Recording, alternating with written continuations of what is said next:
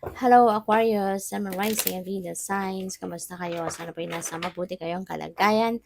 Welcome back po sa Star Tarot at kung bago kayo rito, welcome din po kayo. Please subscribe, like, share my videos, and leave me a comment kung nakaresonate po kayo. Thank you.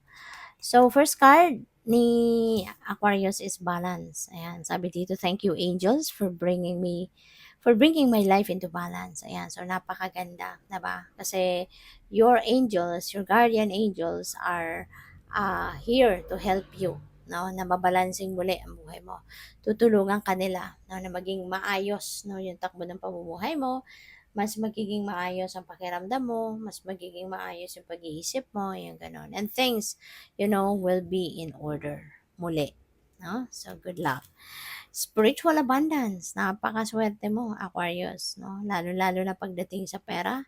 Kasi kung nakikita mo, ayan yung angel, handful no, of gold coins. Talagang ngiting-ngiti siya, yung parang ino-offer niya sa'yo, 'di ba? So, feeling ko, ito yung parating sa'yo.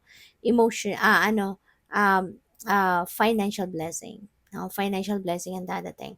At sabi din dito, thank you angels for blessing me with infinite abundance. Ito yung prayer na pa pwede mong idasal, no, kung gusto mo. So, parang ito na yung simula, no, ng pagpasok ng abundance and prosperity into your life. Maaring ito na yung opportunity wherein magkakaroon ka na ng siguro established na source of income, 'di ba? Ito na yung simula ng pagkakaroon mo ng financial security and stability. Kasi ito na, patuloy, tuloy-tuloy ang pasok ng pera.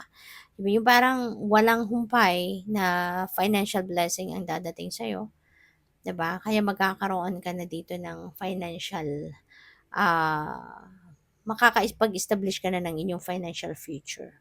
So, what else? We have express your creativity. Thank you, angels, for helping me to express my inner creator.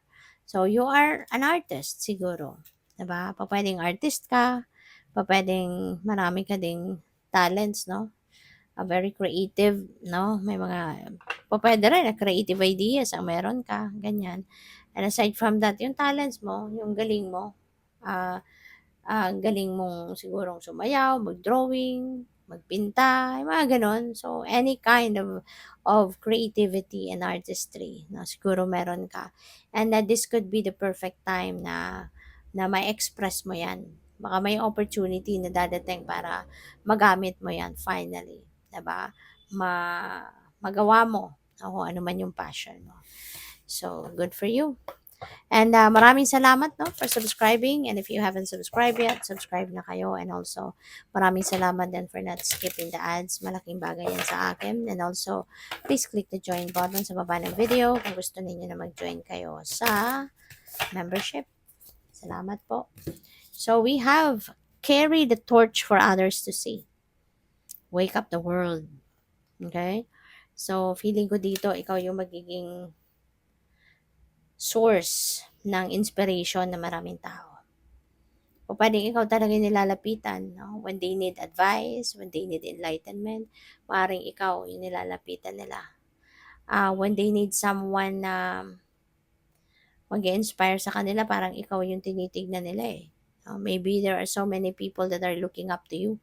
Maraming humahanga sa'yo. Maraming naiinganyo na gawin kung ano man ang ginagawa mo or papaano mo ginawa ang mga bagay-bagay.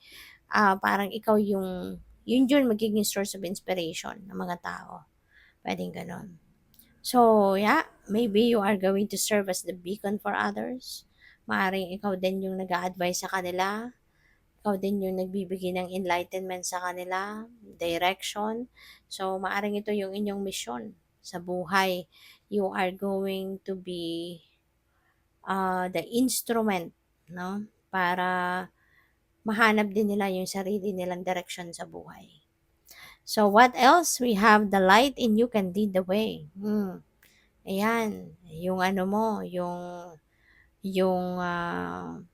siguro yung wisdom mo, yung experiences mo in life, yung mga lessons that you have gained in your life in the past, maaaring yun ang magagamit mo para mag-inspire ng maraming tao.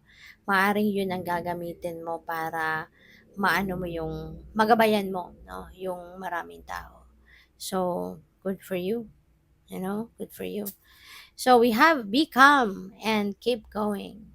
Okay? Kalma lang. Okay? Kalma lang. Huwag kayong Huwag kayong mag-worry, huwag kayong magka-anxiety, huwag mong pressurein ang sarili mo. Kalma lang and just keep going. Okay? Rest assured, no, na kung saan ka man papunta, ano man ang direksyon na tatahakin mo, you will be guided as well by the divine. Hindi ka rin naman papabayaan ng divine universe. No? Kaya wag kang matakot.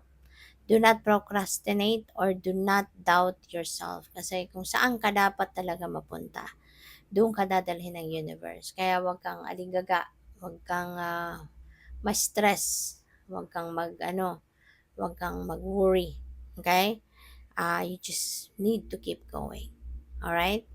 So, at saka lagi kang magdadasal. Okay? Also ask for enlightenment, also pray for guidance, at for sure, hindi ka hihindian ng divine universe. Okay? Huwag kang manervyos, no? Meron ako napipick up dito na naninervyos, kinakabahan, natatakot ang iba sa inyo. Wag mong maramdaman 'yon or iwasan mong maramdaman 'yon at mas magtiwala ka sa plano ng universe para sa iyo. Magtiwala ka sa gabay sa iyo ng universe, sundin mo 'to, pakinggan mo 'yan kasi 'yun ang gagabay sa iyo patungo sa kung saan ka dapat mapunta. Okay? So what else? We have endurance is the key to success. Okay? So, paalala din ito sa'yo na hindi lang dapat na meron kang magandang ideya, hindi lang dapat na meron kang magandang plano sa buhay mo, but you also need to maintain your well-being.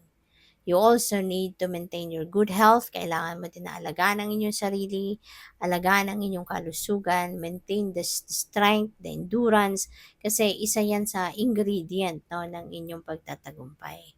Kasi, di ba nga, kung mahina ang katawan, kung hindi ka healthy, kung may sakit ka, kung nanghihina ka, 'di ba? Kasi hindi mo naaalagaan ang inyong sarili, then 'di ba, papaano mo mape-perform ang mga trabaho mo? Papaano mo mape-perform yung mga bagay na dapat mong gawin, 'di ba? Para magtagumpay ka, 'di ba? Kaya ano 'yun eh, ambag-ambag 'yun, no? This is a kumbaga maraming factors, no, ang kailangan mong gawin or kailangan mong isabuhay, 'di ba, para mapunta ka sa tagumpay. Determinasyon, focus, 'di ba, yung lakas ng loob, yung courage, strength, inner strength, and yung lakas ng pangangatawan, tibay ng pangangatawan, yun ang kailangan natin. Those are just a few, no, of the ingredients of becoming successful. Kaya dapat lagi mo din tatandaan yun na kailangan mong alagaan ang inyong sarili lagi. Okay? Good luck. Thank you for watching Love and Light. Namaste.